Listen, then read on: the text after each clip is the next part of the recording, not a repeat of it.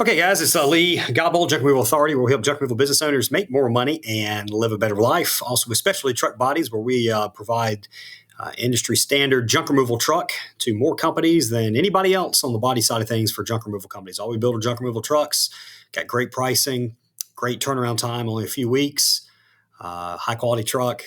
Tough to beat it. So make sure you get us in touch with us if you want a truck at junkremovaltrucksforsale.com. If you guys are interested in digital marketing, which is what we're going to be talking about now, or our business package, if you're interested in maybe getting in the junk removal business, you've researched franchises, or maybe you just want some assistance on getting started, we have our franchise alternative business package. You can get information over at junkarray.com as well. All right, here's what we're talking about today. This is one of the fun accounts. We popped in, I looked at a Google Ads account yesterday, and this is one of the ones I like looking at because it's really good numbers. So it's what we're looking at instead of trying to make the campaign more profitable or perform better, get more leads. Now, with the spend, now what we get to look at is, all right, how do we expand? How do we show more often? How do we get in more business for this particular customer? He's bought 2 trucks from us in his early 20s in the Northeast. And he's maxing out 2 trucks right now. He's wanting to get a third. So we want to find ways to try and keep that truck busy. So as you can see, when I first pop in this account, we're using for the junk removal campaign, we're using a target CPA strategy for him, which is great. We have a target CPA set to...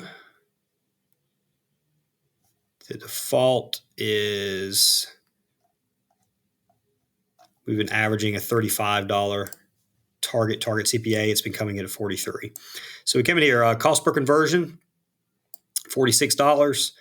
These are verified. We went into our call tracking software to make sure we're not double counting conversions, and then online booking and contact form submittals. He's converting it over the last 30 days at a 33% clip. So 1 out of every 3 visitors to his site that came from a Google ad are converting into a job.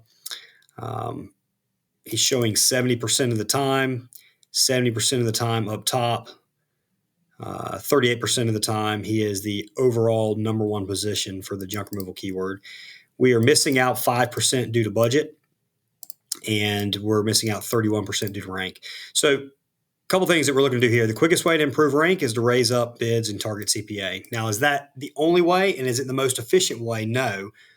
So what we're also doing is we're going into keywords and the ad copy, and let's do the junk removal campaign, and we're looking at quality scores. So a lot of 8 out of 10s on really good keywords. So that's great. And then we pop down here. Let's sort by quality score. And then we get down into some of these, haul away service, and a few of these have lower quality scores. So, but all the major keywords have 8 out of 10 quality scores, average click-through rate, above average landing page experience, above ad relevance.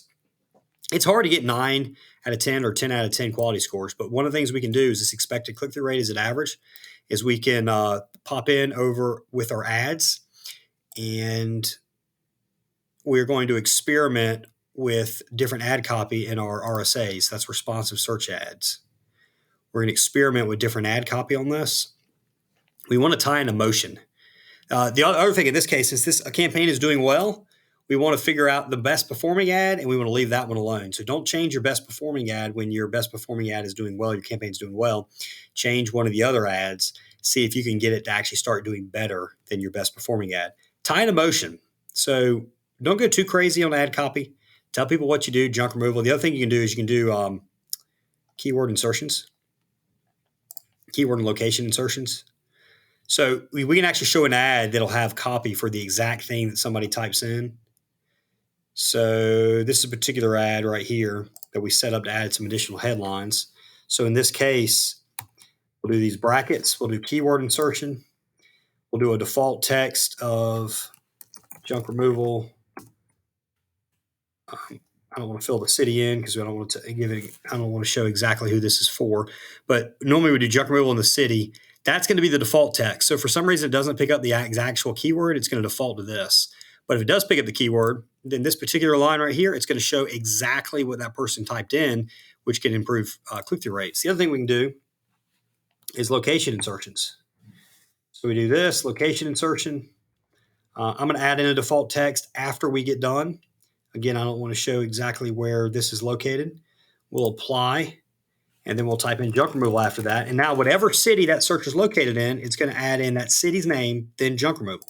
This might improve ad copy. The other things we'll do is we'll just go through some of these different headlines. They are blurred for the most part. Some of them are blurred anyway.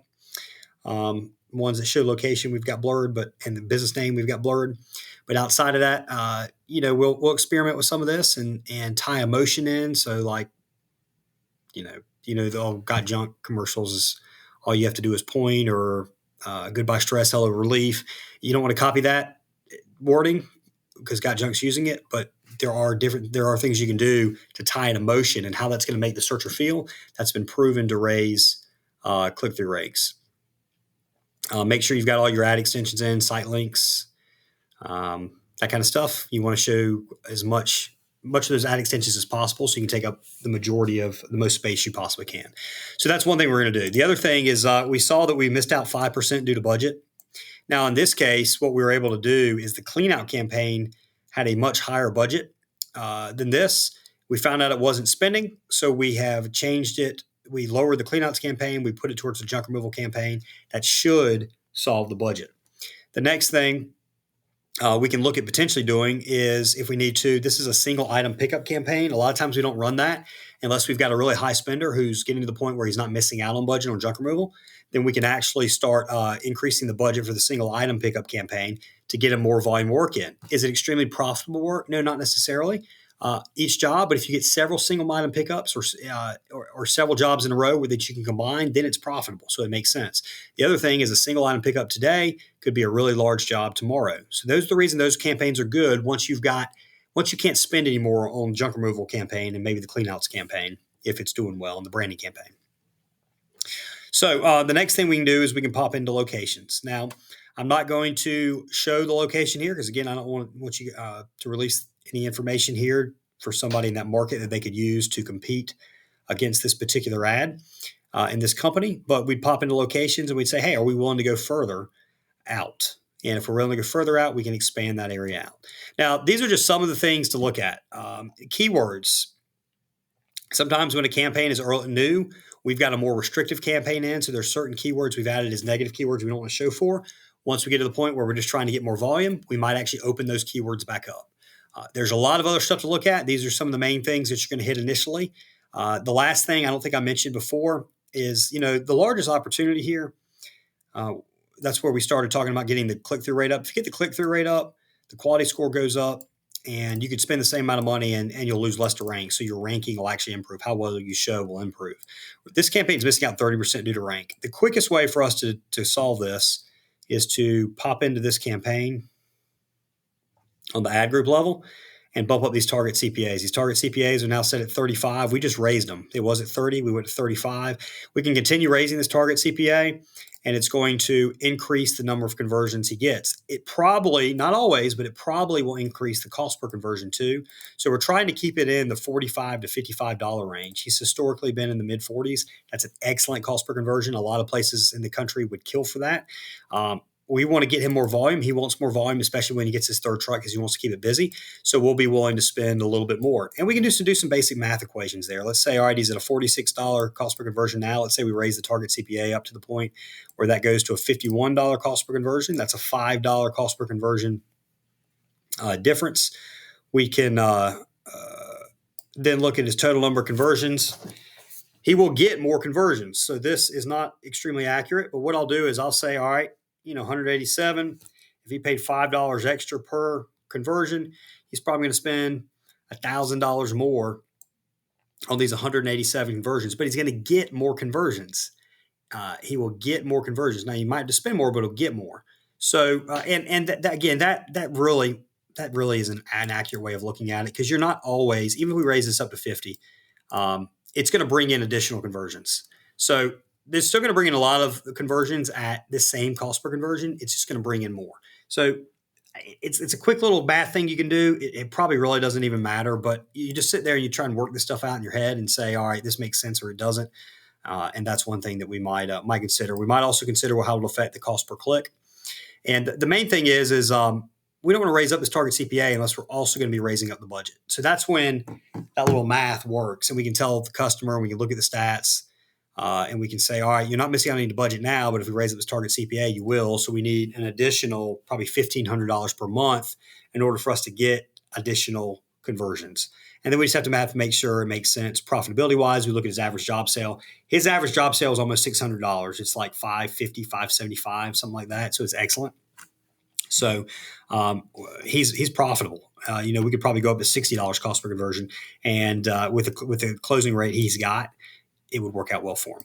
So this is a fun campaign. Once you get a campaign where it's working well, once you get this cost per conversion number and it's verified to where it's working well for your average job sale, your closing rate, then like where you need to be on your cost per conversion, then it's a matter of how do I get the most possible conversions, and these are some things that you'll look at. Again, I'm Lee Godbold with Junk Removal Authority, where we help junk removal business owners make more money and live a better life. Check us out over at junkarray.com. If you like the content we put out, subscribe to this channel, click the thumbs up. We'll see you on the next video.